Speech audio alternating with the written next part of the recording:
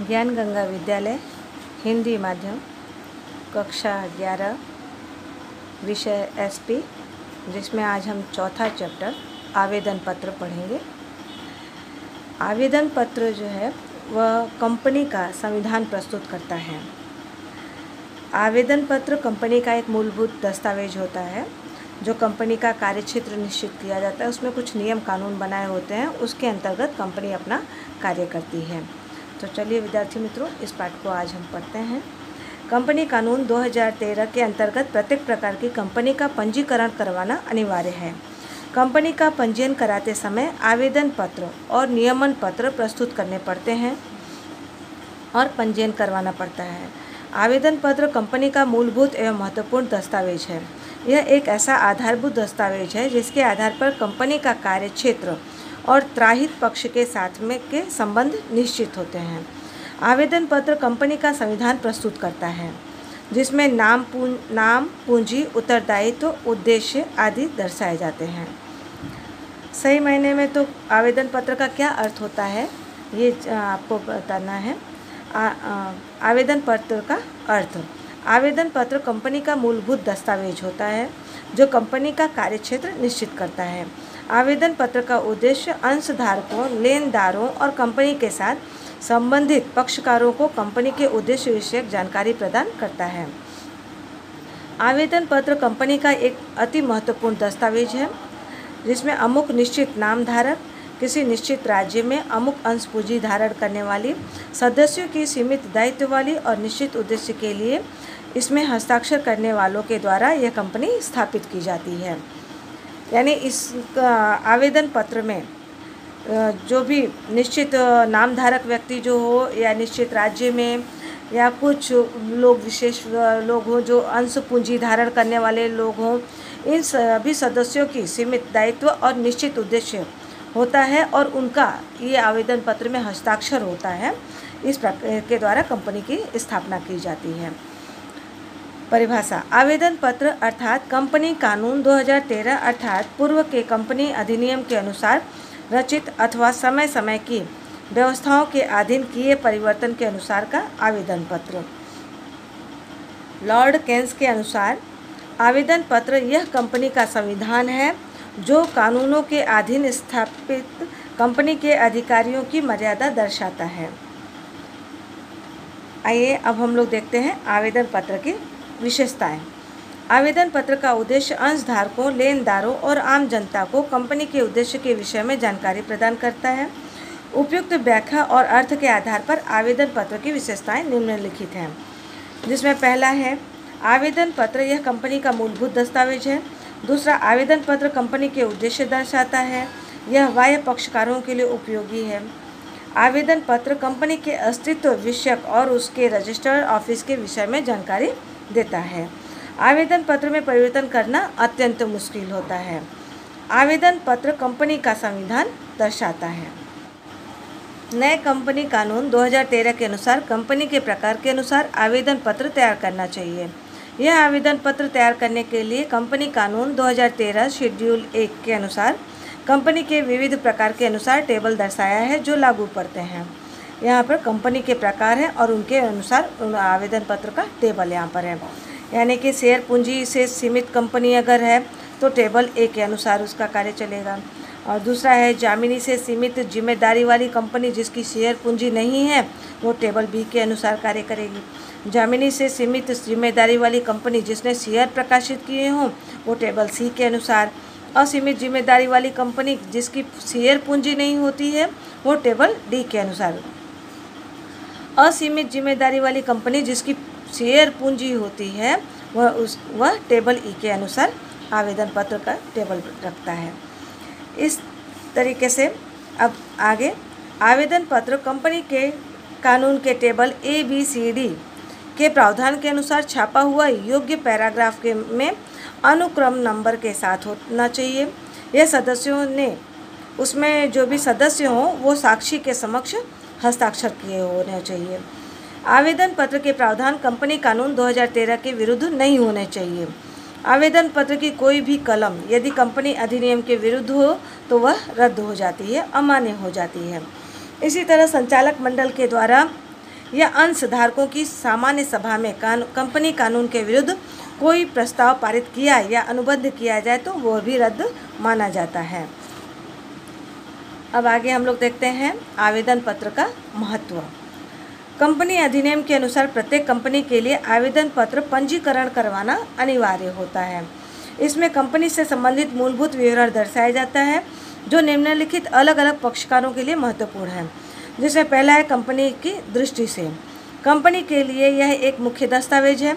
आवेदन पत्र कंपनी की बुनियाद है।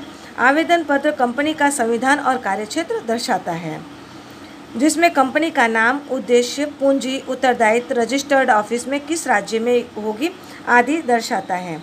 यानी कि कंपनी की दृष्टि से जो कानून बनाए जाते हैं यह एक मुख्य दस्तावेज होता है। यह कंपनी का बुनियाद होता है। इसमें क्या होता है कि कंपनी का नाम, उद्देश्य, पूंजी क्या कितना लगेगा, उसका उत्तरदायित्व क्या होगा, या रजिस्टर्ड ऑफिस किस राज्य में होगा, तो ये सारी चीज़ें उसके अंदर दर्शाया जाता है। कंपनी आवेदन पत्र में दर्शाए गए उद्देश्य के विरुद्ध कार्य करे तो ऐसा कार्य सत्ता बाहर के कार्य माने जाएंगे। कंपनी की अधिकृत पूंजी कितनी है तथा सदस्यों की सीमित दायित्व है या असीमित दायित्व है, यह जानकारी इस दस्तावेज से प्राप्त होता है। दूसरा है कंपनी के लेनदारों, व्यापारियों, बैंकों की दृष्टि से। आवेदन पत्र त्राहित पक्षकारों के साथ कंपनी का संबंध दर्शाता है। कंपनी जो कार्य करेगी वह जानकारी प्राप्त करके लेनदार, व्यापारी, बैंक कंपनी को उधार रकम लोन देता है या नहीं, यह उसका निर्णय होता है। तीसरा है कंपनी के अंशधारकों की दृष्टि से। अंशधारकों के निवेश किए गए धन का उपयोग आवेदन पत्र में दर्शित प्रवृत्तियों के लिए ही होगा। यह विश्वास अंशधारकों को मिलता है।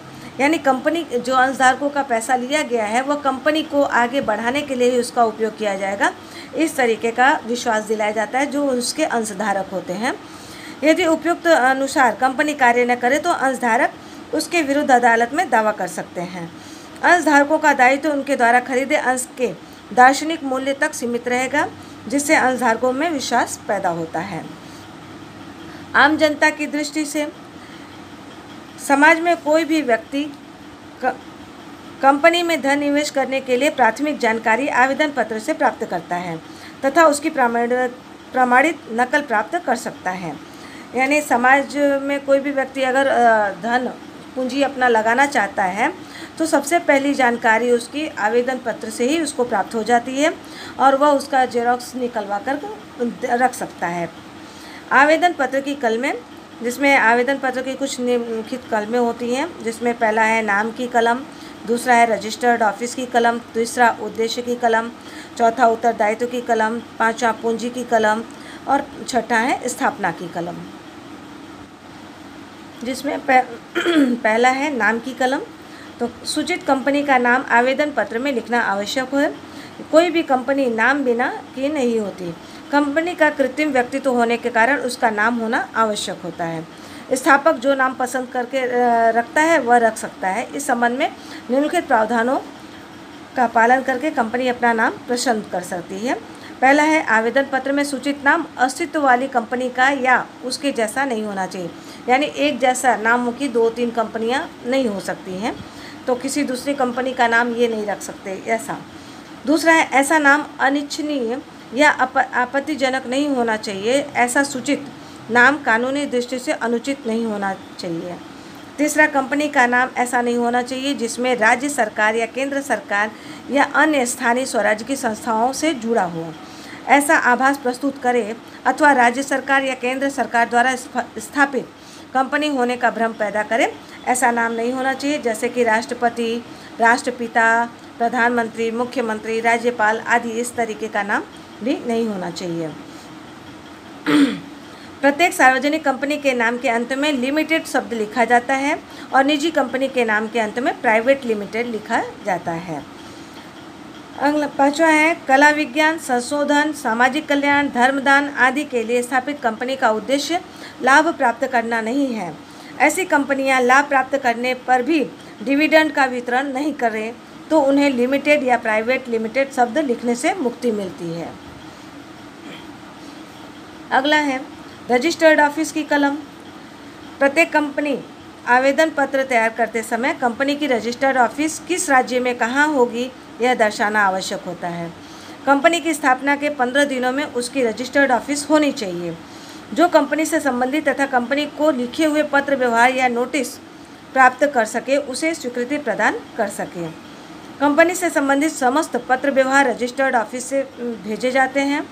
रजिस्टर्ड ऑफिस के पते के आधार पर कंपनी पर किस न्यायालय का शासन लागू होगा, किस न्यायालय के अधिकार क्षेत्र में वह आएगी, यह स्पष्ट होता है।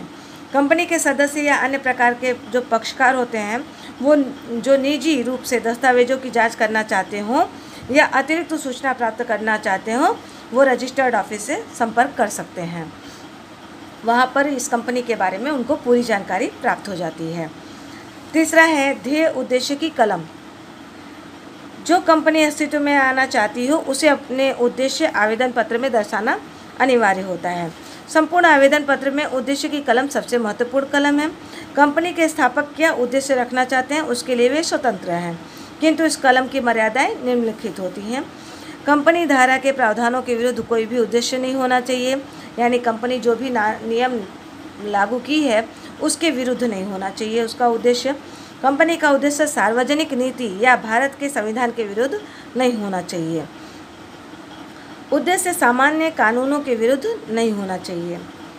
फिर अब अगला है हमारा सत्ता के बाहर के कार्य। आवेदन पत्र में जो उद्देश्य दर्शाए गए हैं उसी कार्यक्षेत्र में रहकर कंपनी अपना कार्य कर सकती है। आवेदन पत्र में दर्शित उद्देश्यों के सिवा कंपनी कोई भी कार्य नहीं कर सकती और यदि ऐसा कार्य करती है तो वह रद्द माना जाता है। ऐसा कार्य सत्ता के बाहर कार्य माने जाते हैं जहां सत्ता के बाहर के कार्य किसी भी प्रकार के कानूनी संबंध उपस्थित नहीं करते हैं। इस सिद्धांत के अनुसार कंपनी के सदस्य यानी अंशधारक जो भी हैं तो किस सर्वानुमति होने पर भी उद्देश्य अतिरिक्त के कार्यों को एक मत होकर भी स्वीकृति नहीं दे सकते। यदि सत्ता बाहर के कार्य किए जाएं तो निम्नलिखित अनुसार असर होता है। पहला क्या है, संचालक ऐसे कार्य के लिए निजी रूप से जिम्मेदार होता है, यानी जो भी वो कार्य करेगा उसका संचालक उत्तरदायित्व होता है। अदालत के द्वारा ऐसे कार्य रोके जा सकते हैं। सत्ता बाहर के अनुबंध रद्द माने जाते हैं। कंपनी के कर्मचारी द्वारा किए गए सत्ता बाहर के कार्यों के लिए कंपनी जिम्मेदार है। सत्ता बाहर के कार्यों के लिए संचालक त्राहित पक्षकारों के लिए जिम्मेदार होता है। उपयुक्त परिस्थिति का निर्माण न हो इसलिए कंपनी सामान्य उद्देश्य की कलम में अन्य हेतुओं के शीर्षक के अंतर्गत विविध कार्यों क्षेत्रों का इस कलम में समावेश कर देती है। अगला पॉइंट आता है उत्तरदायित्व की कलम। दायित्व की दृष्टि से कंपनी को 3 हिस्सों में बांटा जाता है। पहला है शेयर पूंजी द्वारा सीमित कंपनी, जामीन से सीमित कंपनी और सीमित दायित्व वाली कंपनी। शेयर पूंजी द्वारा सीमित कंपनी के सदस्यों की जिम्मेदारी भी सीमित होती है, ऐसा आवेदन पत्र में दर्शाना पड़ता है। शेयर द्वारा सीमित कंपनी के सदस्यों को उनके द्वारा खरीदे हुए शेयर की दार्शनिक कीमत से अधिक रकम चुकाने के लिए नहीं कर सकते हैं। जमीनी से सीमित कंपनी के ये सदस्यों की जिम्मेदारी उनके द्वारा दी गई जामीनी तक सीमित रहती है। एकाकी कंपनी जो है वो एकाकी व्यक्ति की कंपनी में उसकी मृत्यु होने के बाद कौन सदस्य बनेगा उसका नाम दर्शाया जाता है। ये हो गया उत्तरदायित्व की कलम। अब अगला है पूंजी की कलम।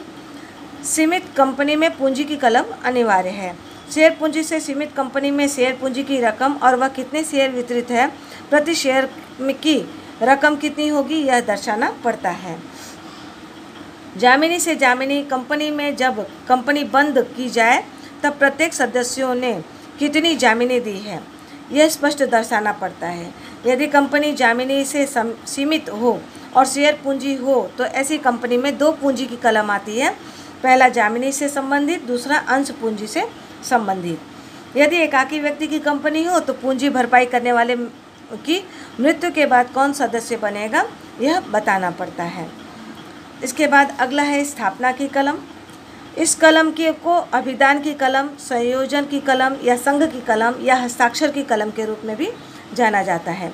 सार्वजनिक कंपनी के लिए कम से कम 7 और निजी कंपनी के लिए कम से कम 2 व्यक्ति कानूनी रूप से मान्य उद्देश्य के लिए कंपनी की स्थापना करते हैं, तब उन्हें इसमें हस्ताक्षर करने पड़ते हैं और जब एक व्यक्ति के द्वारा स्थापना की जाए तो उसे एकाकी व्यक्ति कंपनी के रूप में जाना जाता है।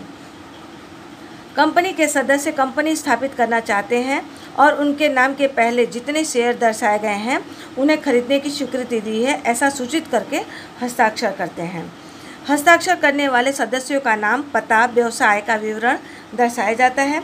ऐसे व्यक्तियों ने साक्षी की उपस्थिति में हस्ताक्षर किए हैं, ये भी दर्शाना पड़ता है।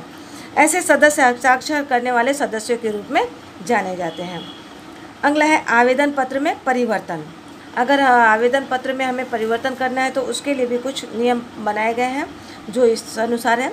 आवेदन पत्र कंपनी का महत्वपूर्ण बुनियादी संवैधानिक दस्तावेज है जिसमें सरलता से परिवर्तन नहीं होता है।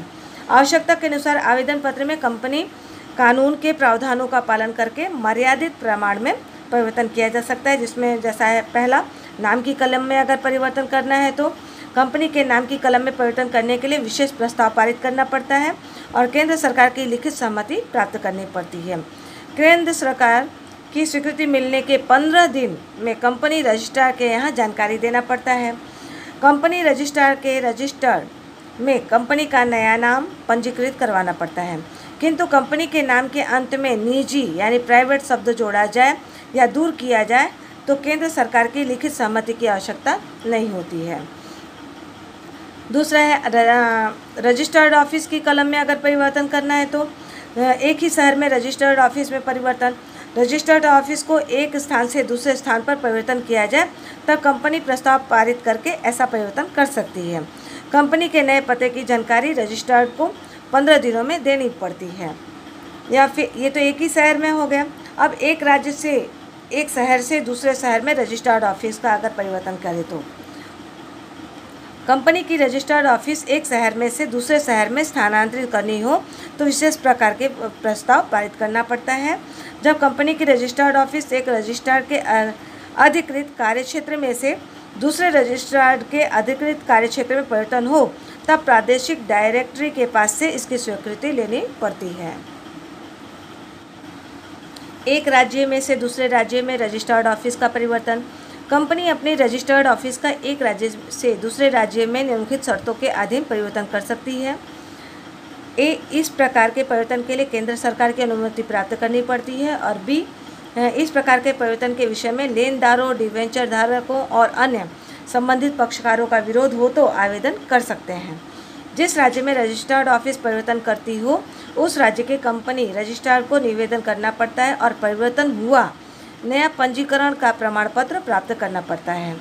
केंद्र सरकार की तरफ से प्राप्त स्वीकृति की प्रमाणित नकल मिलने की तारीख से 30 दिन में रजिस्ट्रार के समक्ष आवश्यक फॉर्म में आवश्यक फीस के साथ पंजीयन करवाना पड़ता है। अगला फिर उद्देश्य की कलम में अगर परिवर्तन कराना है तो उद्देश्य की कलम में परिवर्तन निम्नलिखित शर्तों के अधीन कर सकते हैं, जिसमें पहला है उद्देश्य जिस उद्देश्य से धनराशि एकत्रित की हो तो उस उद्देश्य में विशेष प्रस्ताव पारित करे बिना परिवर्तन नहीं कर सकते। अगर कोई हम मेन उद्देश्य दिखा करके हम लोगों से अंश इकट्ठा किए हैं तो हम उसके उद्देश्य में परिवर्तन नहीं कर सकते हैं। जब तक कंपनी रजिस्ट्रार परिवर्तन का पंजीयन न करे तब तक यह परिवर्तन लागू नहीं पड़ता। अगर वो परिवर्तन कर भी दिए हैं और रजिस्ट्रार ऑफिस में उसका पंजीयन नहीं हुआ है तो वो लागू नहीं हो पड़ता है। तीसरा, जामीनी से सीमित कंपनी जिसकी शेयर पूंजी न हो ऐसी कंपनी अपने वितरण पत्र लाभ में से सदस्यों को वितरण योग्य लाभ के सिवा अन्य कोई परिवर्तन नहीं कर सकती। इसके सिवाय उद्देश्य की कलम में किए गए परिवर्तन रद्द गिने जाते हैं। इसके बाद है उत्तरदायित्व की कलम में परिवर्तन। इस कलम के में निम्नानुसार परिवर्तन हो सकते हैं, जिसमें पहला, शेयर के बाकी दायित्वों में से जिम्मेदारी कम की जाए या शेष बाकी शेयरों की जिम्मेदारी कम की जाए। दूसरा, यदि कंपनी शेयर पूंजी से सीमित हो या जामीन से सीमित हो तो विशेष प्रस्ताव द्वारा शेयर पूंजी में कमी कर सकते हैं। अगला है पूंजी की कलम में अगर परिवर्तन करना है तो शेयर पूंजी धारण करने वाली कंपनी के नियमन पत्र में परिवर्तन करने की सत्ता हो तो सामान्य सभा में प्रस्ताव पारित करके आवेदन पत्र की पूंजी की कलम में परिवर्तन कर सकते हैं। इस प्रस्ताव द्वारा कंपनी पूंजी की कलम निम्नानुसार परिवर्तित कर सकती है, जिसमें पहला है अधिकृत पूंजी में वृद्धि कर सकती है।